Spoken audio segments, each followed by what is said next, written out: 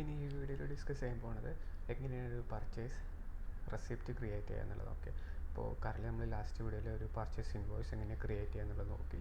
ഇനി ആ ഇൻവോയ്സിന് അഗെയിൻസ്റ്റ് ഒരു പർച്ചേസ് റെസിപ്റ്റ്. സോ ഇപ്പോൾ ഞാനിപ്പോൾ ഇതിൽ നിന്ന് ലാസ്റ്റ് ക്രിയേറ്റ് ചെയ്ത ഒരു ഇൻവോയ്സ് എടുക്കുന്നു. ദെൻ ഈ ഇൻവോയ്സിൽ നോക്കിക്കഴിഞ്ഞ് കഴിഞ്ഞാൽ ഐറ്റംസ് കാര്യങ്ങളെല്ലാം ആഡ് ചെയ്തേക്കുന്നത് ഇവിടെ തന്നെ നമുക്ക് ക്രിയേറ്റ് ബട്ടൺ യൂസ് ചെയ്തിട്ട് നമുക്ക് purchase invoice purchase receipt create ചെയ്യാം. ഓക്കെ,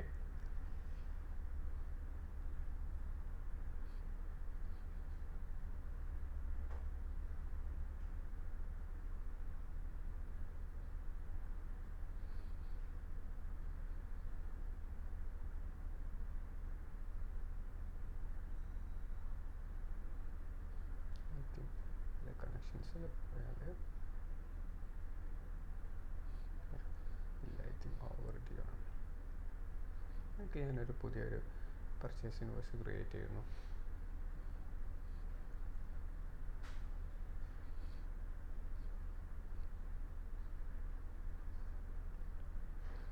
ഡ്യൂ ഡേറ്റ് കൊടുത്തു.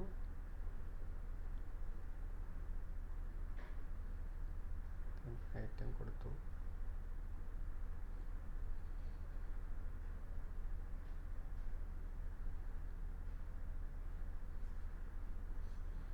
ഓക്കെ, ദെൻ സേവ് ചെയ്തു.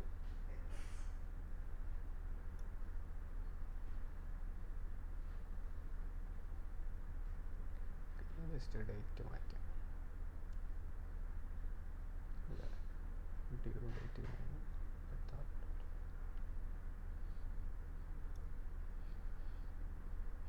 സോ കറൻറ്റ്ലി നമ്മളൊരു ഇൻവോയ്സ് അഗെയിൻ ക്രിയേറ്റ് ചെയ്തു. ദെൻ ജസ്റ്റ് ഇപ്പോൾ അൺപെയ്ഡ് ആണ്. ഇനി ഇവിടുന്ന് നമുക്ക് പർച്ചേസ് റെസിപ്റ്റ് ക്രിയേറ്റ് ചെയ്യാം.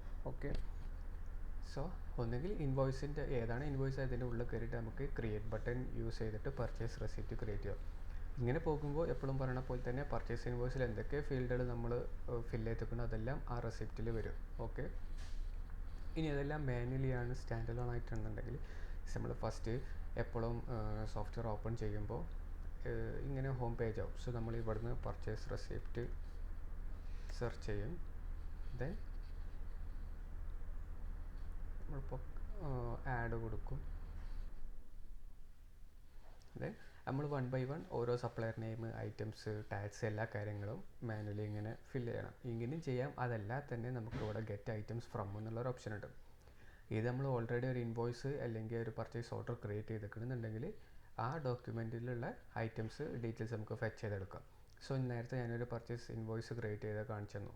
സോ ആ ഇൻവോയ്സ് സെലക്ട് ചെയ്യുന്നു. ഓക്കെ, ഫസ്റ്റ് ഓഫ് ഓൾ നമ്മളൊരു സപ്ലയറെ സെലക്ട് ചെയ്യണം. ദെൻ ആ സപ്ലയർ അഗെയിൻസ്റ്റ് ഉള്ള പർച്ചേസ് ഇൻവോയ്സ് ആണ് നമ്മൾ എടുക്കുന്നത്. സോ ഇപ്പോൾ ആ സപ്ലയറിന് അഗെയിൻസ്റ്റ് ഒരു ഇൻവോയ്സ് ഉണ്ട്, നമ്മൾ നേരത്തെ ക്രിയേറ്റ് ചെയ്ത ഇൻവോയ്സ്. സോ അത് സെലക്ട് ചെയ്തു. ദെൻ ഐറ്റംസ് സെറ്റ് ചെയ്തു.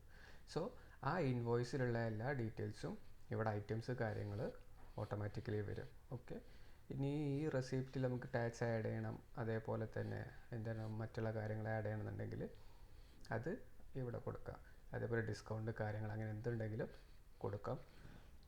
പിന്നെ അഡ്രസ്സ് കാര്യങ്ങൾ, അതായത് സപ്ലയർ ക്രിയേറ്റ് ചെയ്യുമ്പോൾ ആ സപ്ലയറിൻ്റെ അഡ്രസ്സ് ഓൾറെഡി ക്രിയേറ്റ് ചെയ്തിട്ടുണ്ടെങ്കിൽ ആ കാര്യങ്ങളെല്ലാം ഇവിടെ വരും. അതേപോലെ കോൺടാക്റ്റ് കാര്യങ്ങളൊക്കെ എങ്ങനെയാണ് ഒരു സപ്ലയർ ക്രിയേറ്റ് ചെയ്യലെന്നുള്ളത് ഞാൻ ഇതിന് മുന്നേ ഒരു വീഡിയോ ചെയ്തിരിക്കുന്നത് നോക്കി മനസ്സിലാവും. സോ ഇങ്ങനെ പർച്ചേസ് റെസിപ്റ്റ് ക്രിയേറ്റ് ചെയ്തു. ഇതിനെല്ലാ ഫീൽഡുകളും ഓക്കെ ആണെന്നുണ്ടെങ്കിൽ സേവ് ചെയ്യുന്നു. ദെൻ സബ്മിറ്റ് ചെയ്യുന്നു. ഓക്കെ,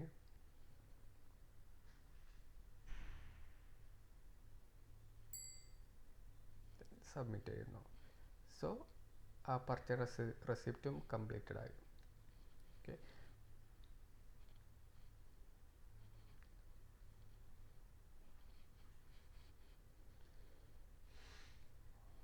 സോ ഇനി അപ്പോൾ ഇങ്ങനെയാണ് ഒരു പർച്ചേസ് റെസിപ്റ്റ് ക്രിയേറ്റ് ചെയ്യൽ. ഓക്കെ, സോ അത്ര. ഇനി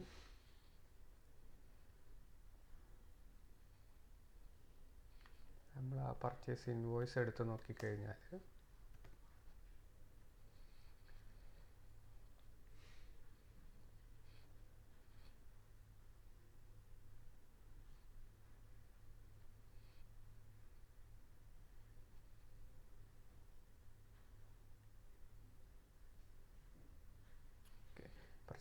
സ്റ്റിൽ അൺപെയ്ഡ് ആണ്, കാരണം നമ്മൾ പേയ്മെൻറ്റ് ചെയ്തിട്ടില്ല. ഇപ്പോൾ ഇതിൻ്റെ കണക്ഷൻസിൽ നോക്കിയാൽ ഒരു പർച്ചേസ് റെസിപ്റ്റ് ക്രിയേറ്റ് ചെയ്തേക്കണം. ഓക്കെ, നേരത്തെ പർച്ചേസ് റെസിപ്റ്റ്. സോ ഏതൊരു ഡോക്യുമെൻറ്റിൻ്റെയും കണക്ഷൻസിൽ പോയി കഴിഞ്ഞാൽ നമുക്ക് അതിന് ലിങ്ക് ആയിട്ടുള്ള ഓരോ ഡോക്യുമെൻറ്റ്സും ഇവിടെ കാണാം. ഓക്കെ, സോ ഇങ്ങനെയാണ് ഒരു പർച്ചേസ് റെസിപ്റ്റ് ക്രിയേറ്റ് ചെയ്യൽ.